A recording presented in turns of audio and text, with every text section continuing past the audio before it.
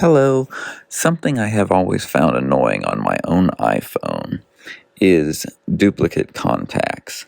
Um, some updates have happened, I think, that caused it, or me just syncing multiple email accounts and stuff. The contact information caused it. Some of my contact names had 3 or 4 records in my iPhone contacts list. So a new feature, I think, with iOS 16, maybe it's been a little bit older than that, longer ago, but I noticed it with iOS 16, is the option down at the bottom of your contacts app to where it says one duplicate found on mine at least. You can hit that and it will allow you to fix the duplicate records. So that is something I would suggest instead of going through and deleting all the duplicates manually one at a time.